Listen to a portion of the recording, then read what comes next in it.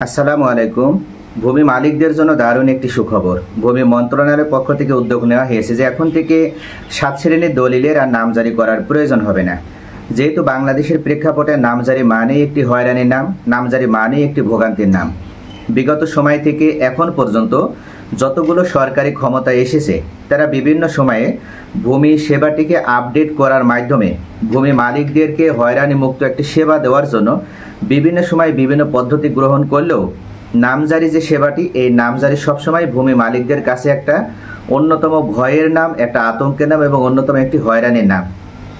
তবে বিগত যে সরকার ক্ষমতায় ছিল ওনারা 2021 সালে সর্বপ্রথম নামজারি ক্ষেত্রে ডিজিটাল পদ্ধতিতে নামজারি করার সিস্টেমটি চালু করেছিল।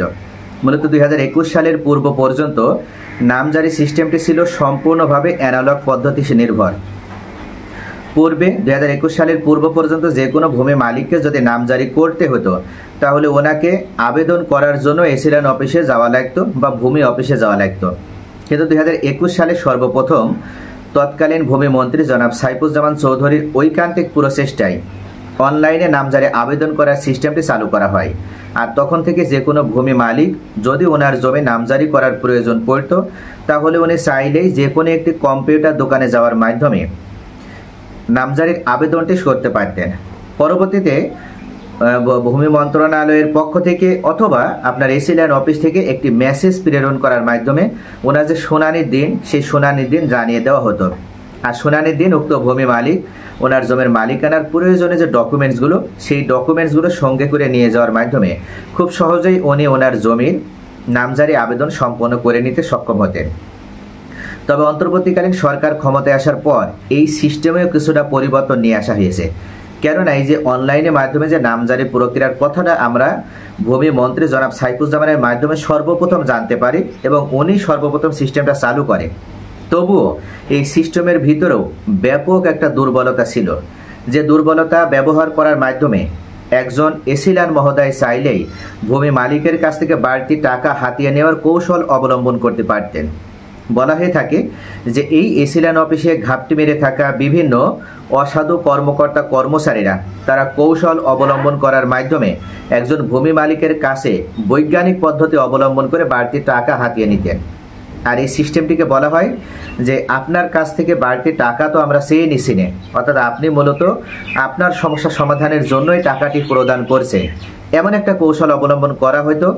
বিভিন্ন সময়ে দেখানো হতো যে আপনার এই রিকোয়ারমেন্টসের ঘাটতি রয়েছে, আপনার অমুক রিকোয়ারমেন্টসের ঘাটতি রয়েছে, অর্থাৎ এইভাবে বিভিন্ন কৌশল ব্যবহার করার মাধ্যমে বলা হতো যে আপনি যদি নিজে এইভাবে দৌড়াদৌড়ি করতে থাকেন তাহলে আপনার আসা যাওয়ার একটা খরচ আছে, আপনার সময়ের অপচয় হবে। এমনকি এই যে প্রয়োজনীয় যে রিকোয়ারমেন্টস, এটা যদি আপনি সঠিকভাবে সঠিক সময়ের ভিতরে জমা দিতে না পারেন তাহলে এসিল্যান্ড মহোদয় কোনোভাবে আপনার নামজারি খতিয়ান বা আপনার খারিজ খতিয়ান প্রদান করবেন না, বা এক কথায় আপনার নামজারি সম্পন্ন করে দিবেন না। এভাবে মূলত একটা সাইলেন্ট একটা হুমকি প্রদান করা হতো একটা বৈজ্ঞানিক কৌশল বা পদ্ধতি অবলম্বন করার মাধ্যমে। তখনই দেখা যেত যে ভূমি মালিকগণ বাধ্য হয়ে মূলত নামজারি সঠিকভাবে সম্পন্ন করে নেওয়ার জন্য, বা ওনার যেহেতু দ্রুত নামজারি প্রয়োজন যার কারণে বাড়তি টাকা দিতে ওনারা দ্বিধাবোধ করতো না। আর এভাবেই ভূমি মালিকদের কাছ থেকে হাজার হাজার টাকা অবৈধভাবে হাতিয়ে নেওয়া হতো।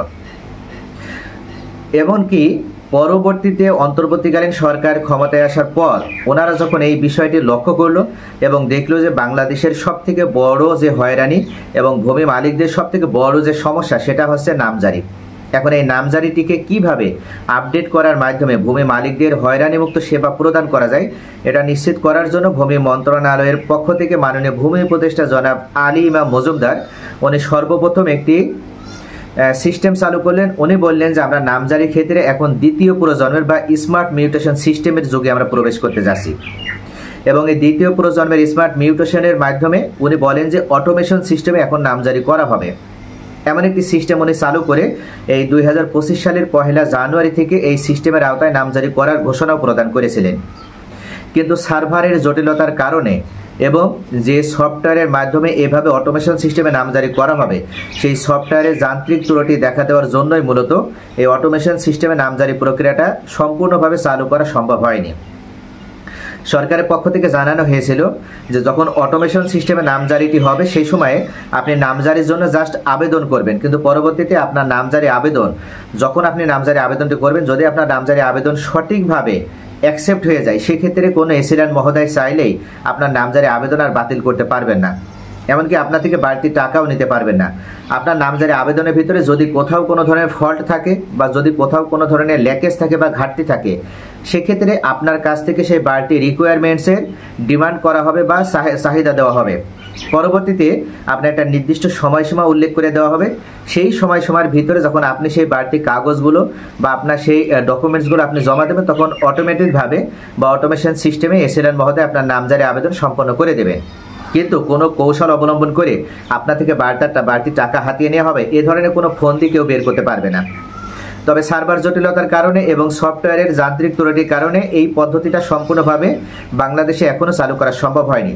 তাই সরকারের পক্ষ থেকে এখন উদ্যোগ নেওয়া হচ্ছে, যেহেতু নামজারিটা সবথেকে বড় একটা সমস্যার নাম, তাই এমন একটি সিস্টেম চালু করা হচ্ছে যে পরবর্তীতে কোনো ভূমি মালিককে যেন আর নামজারি করতেই না হয়। যখন দলিল রেজিস্ট্রেশন হবে, সেই দলিল রেজিস্ট্রেশনের সময় যেন একজন ভূমি মালিক ওনার জমির নামজারিটি উনি সম্পন্ন করে নিতে পারেন। এবং এক্ষেত্রে সুখবর প্রদান করা হয়েছে অত্যন্ত গুরুত্বপূর্ণ, এবং প্রথম শ্রেণীর 7টি দলিলের ক্ষেত্রে এই 7 শ্রেণীর দলিলের আর নামজারি করার কোনো ধরনের কোনো প্রয়োজন পড়বে না। 1 নম্বরে উল্লেখ করা হয়েছে যে সাবকবলা দলিল। এই সাবকবলা দলিলটা সব থেকে গুরুত্বপূর্ণ দলিল এবং স্ট্রং দলিল। যখন কোনো ব্যক্তিদ্বয়ের মধ্যে সত্ত্ব ত্যাগ করে জমি ক্রয় বিক্রয় হয়ে থাকে, সেই সময় মূলত ওই জমির মালিকানা পরিপূর্ণভাবে স্থায়ীভাবে লাভ করার জন্য বিক্রেতা কর্তৃক ক্রেতাকে এই সাবকবলা দলিল করে দেওয়া হয়। এবং সরকারের পক্ষ থেকে দলিলের এই শ্রেণীটি তৈরি করা হয়েছে মূলত ক্রয় বিক্রয়ের স্বীকৃতি স্বরূপ বা দলিলের শ্রেণীর অন্তর্ভুক্ত হওয়ার জন্য। আর এই শ্রেণীর ভিতরে যখন দলিল রেজিস্ট্রেশন হবে, তখনই মূলত মনে রাখবেন যে এই সাবকবলা দলিল মূল্যে যদি কোনো ব্যক্তি দলিল রেজিস্ট্রেশন করার মাধ্যমে জমির মালিকানা লাভ করে, তাহলে পরবর্তীতে যে ব্যক্তি জমিটা বিক্রয় করছেন তিনি এবং তার পরবর্তী কোনো ওয়ারিশও কখনো ওই জমির মালিকানা দাবি করতে পারবে না।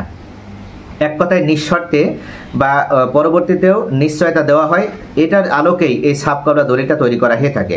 তবে সাবকবলা দলিলের আর নতুন করে কোনো নামজারি করার প্রয়োজন পড়বে না, কেননা যখন দলিলটা রেজিস্ট্রেশন হবে, ওই রেজিস্ট্রেশনের সময়ই একই সাথে দলিলও হবে আবার নামজারিও হয়ে যাবে। আর এক্ষেত্রে ভূমি মন্ত্রণালয় এবং আইন মন্ত্রণালয় অর্থাৎ সাব রেজিস্ট্রার কার্যালয় এবং এসিল্যান্ড অফিস, এই দুইটা অফিসের ভিতরে একটা আন্তঃসংযোগ ঘটানো হবে। যেমন আইন মন্ত্রণালয় সাব রেজিস্ট্রার কার্যালয় নিয়ন্ত্রণ করে, আবার ভূমি মন্ত্রণালয় এসিল্যান্ড অফিস নিয়ন্ত্রণ করে। এই দুইটা অফিসের মধ্যে একটা আন্তঃসংযোগ ঘটানো হবে। আর সাব রেজিস্ট্রার মহোদয় এবং এসিল্যান্ড মহোদয়ের মধ্যে একটা যোগাযোগ থাকবে, এবং এই দুইটা অফিসের ভিতরে একটা অ্যাপসের মাধ্যমে সার্বক্ষণিক যোগাযোগ রক্ষা করার জন্য ওনাদের ভিতরে একটা আন্তঃসংযোগ ঘটানো হবে। অর্থাৎ যখন কোনো ব্যক্তি সাবকবলা দলিল তৈরি করার জন্য সাব রেজিস্ট্রার অফিসে যাবে, ঠিক সেই সময়ে সাব রেজিস্ট্রার মহোদয় যে ব্যক্তি জমিটা বিক্রয়ের উদ্দেশ্যে গিয়েছে তার কাছ থেকে বা উনি যে পরিপূর্ণ তথ্য দেওয়ার মাধ্যমে জমিটা বিক্রয় করতে চাচ্ছে, ওনার তথ্য সঠিক আছে কিনা, ওনার তথ্যের ভিতরে কোথাও কোনো ধরনের সমস্যা আছে কিনা, এটা নিশ্চিত হওয়ার জন্য বা নিশ্চিত করার জন্য সেই তথ্যগুলো আবার এসিল্যান্ড অফিসে প্রেরণ করা হবে। এসিল্যান্ড মহোদয় সার্বিক বিষয়টি যাচাই বাছাই করার মাধ্যমে যখন পজিটিভ রিপোর্ট প্রদান করবেন আপনার সাব রেজিস্ট্রার মহোদয়ের কাছে, তখনই কেবল সাব রেজিস্ট্রার মহোদয় দলিল তৈরির কাজে হাত দিবেন। আর উনি যখন দলিল তৈরি করে দেবেন, তখন একই সাথে নামজারিটিও সম্পন্ন করে দিবেন। দ্বিতীয় যে দলিলের আর নতুন করে নামজারি করার প্রয়োজন হবে না, সেটা হচ্ছে হেবা দলিল। সাধারণত এখন কিন্তু হেবা দলিল তৈরি করার পরে আবার নতুন করে নামজারি করার প্রয়োজন পড়ে। হেবা দলিলটা অত্যন্ত স্ট্রং এবং শক্তিশালী দলিল।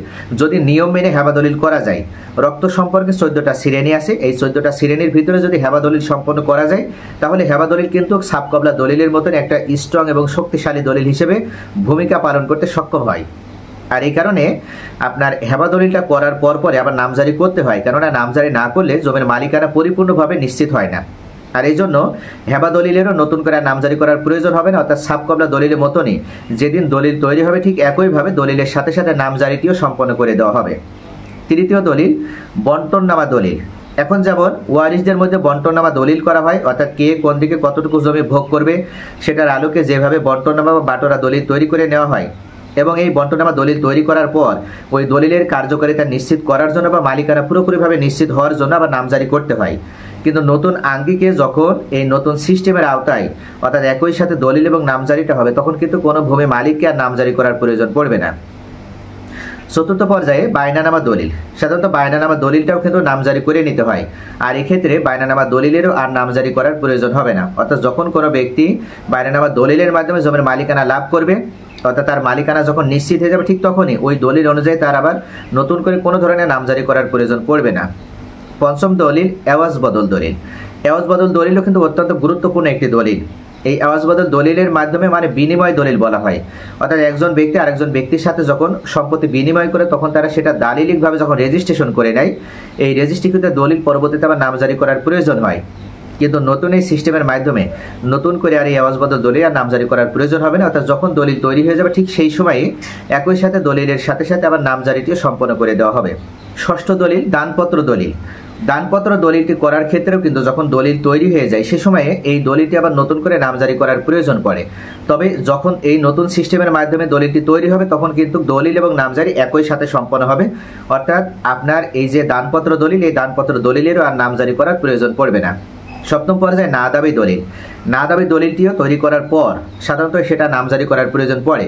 না দাবি দলিলটি মূলত যখন একজন ওয়ারিশ তিনি ওই সম্পত্তির উপর থেকে তার দাবি উঠিয়ে নেয়, এই মর্মে যখন তাকে একটা দলিল করে দেয়, এটাকে না দাবি দলিল বলা হয়। যদিও না দাবি দলিল একটা দুর্বল দলিল, তারপরও না দাবি দলিলটা মূল্যে যখন যে কোনো ব্যক্তি জমির মালিকানা লাভ করবে, তখন আবার তাকে নামজারি করে নিতে হয়। কিন্তু যখন না দাবি মূল্যে তো কোনো ব্যক্তি জমির মালিকানা লাভ করবে, তারা নতুন করে দলিলের সাথে সাথে আবার পরবর্তীতে নামজারি করার প্রয়োজন হবে না, কারণ দলিলের সাথেই নামজারিটিও অটোমেশন সিস্টেমে হয়ে যাবে। এছাড়া আপনার যেমন ওসিয়তনামা দলিল আছে, অর্থাৎ ওসিয়তনামা দলিলও কিন্তু বর্তমানে যদি রেজিস্ট্রেশন হয় বা রেজিস্ট্রিকৃত করা হয়, তারপরে কেবল ওসিয়তনামা দলিল অনুযায়ী কোনো ব্যক্তি জমির মালিকানা লাভ করতে পারবে। যখন কোনো ব্যক্তি মারা যাবে, তখন ওই ওসিয়তনামা দলিল অনুযায়ী যে ব্যক্তি মালিকানা লাভ করছে তাকে আবার নামজারি করে নিতে হয়। যেহেতু ওসিয়তনামা দলিলও নামজারি করে নিতে হয়, তাই ওসিয়তনামা দলিলের সাথে সাথে একই সাথে নামজারি প্রক্রিয়াটাও সরকারের পক্ষ থেকে সম্পন্ন করে দেওয়া হবে। তাহলে ভিউয়ার্স, আশা করে বুঝতে পারছেন যে এই 7 শ্রেণী বা 8 শ্রেণীর দলিলের নতুন করে আর নামজারি করার প্রয়োজন হবে না। অর্থাৎ এই 8 শ্রেণীর দলিল আপনি খুব সহজেই যখন দলিল তৈরি হবে, সেম একই সাথে একই দিনে নামজারি প্রক্রিয়াটাও সম্পন্ন হয়ে যাবে। আর সরকারের পক্ষ থেকে এই সিস্টেম চালু করা হয়েছে শুধুমাত্র ভূমি মালিকদেরকে নিশ্চিতভাবে ভূমি সেবা প্রদান করার জন্য এবং হয়রানি মুক্তভাবে ভূমি সেবা নিশ্চিত করার জন্য। যেহেতু অন্তর্বর্তীকালীন সরকারের মূল মিশনই হচ্ছে ভূমি মালিকদেরকে সকল প্রকার হয়রানি মুক্তভাবে এবং সকল প্রকার ঝামেলা মুক্তভাবে এবং দুর্নীতি মুক্তভাবে এবং বাড়তি টাকা যেন তাদের অপচয় না হয় ভূমি সেবাগুলো গ্রহণ করতে যায়, সেটা নিশ্চিত করে বর্তমান সরকারের অন্যতম একটি মিশন। আর এই মিশনটিকে বাস্তবায়নের জন্যই অন্তর্বর্তীকালীন সরকারের পক্ষ থেকে প্রধান উপদেষ্টা ডক্টর মোহাম্মদ ইউনূসের নির্দেশে ভূমি মন্ত্রণালয়ের পক্ষ থেকে এই অত্যাধুনিক প্রযুক্তি গ্রহণ করা হচ্ছে। এবং ইতিমধ্যে ভূমি মন্ত্রণালয়ের পক্ষ থেকে আশাবাদ ব্যক্ত করা হয়েছে যে জুলাই মাস প্রথম থেকে, অর্থাৎ প্রথম 1 জুলাই থেকে বাংলাদেশের প্রত্যেকটা জেলার সাব রেজিস্ট্রার কার্যালয়ে এই পদ্ধতির মাধ্যমে, এই সিস্টেমের মাধ্যমে জমির দলিল এবং নামজারি প্রক্রিয়া সম্পন্ন করার পদ্ধতি চালু করা হবে। ইতিমধ্যে বাংলাদেশের 21টা সাব রেজিস্ট্রার কার্যালয়ে এই পদ্ধতির মাধ্যমে দলিল রেজিস্ট্রেশন এবং নামজারি প্রক্রিয়া একই সাথে সম্পন্ন হয়। ঢাকা জেলার অন্তর্গত এই সাব রেজিস্ট্রার কার্যালয়গুলোতে পরীক্ষামূলকভাবে তৎকালীন ভূমিমন্ত্রী জনাব সাইফুজ্জামান চৌধুরী সর্বপ্রথম এই সিস্টেমের মাধ্যমে দলিল এবং নামজারি প্রক্রিয়া সম্পন্ন করার সিস্টেমটি চালু করেছিল। তবে পরবর্তীতে এখন আবার অন্তর্বর্তীকালীন সরকারের পক্ষ থেকে উদ্যোগ নেওয়া হচ্ছে এবং এই পদ্ধতির মাধ্যমে সমগ্র বাংলাদেশে প্রত্যেকটা সাব রেজিস্ট্রার কার্যালয়ে একই সাথে দলিল এবং নামজারি প্রক্রিয়া যেন সম্পন্ন করা যায়, সেই বিষয়ে এই সিস্টেম চালু করা হচ্ছে। সকলে ভালো থাকেন। Thanks for watching.